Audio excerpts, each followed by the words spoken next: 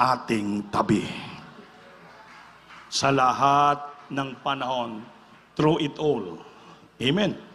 Pag-ibasa sa Deuteronomy chapter 31 verse 8, nandiyan siya palagi. And He will never leave you nor forsake you. Ang Panginoon palagi tayo pangunahan. Amen ba?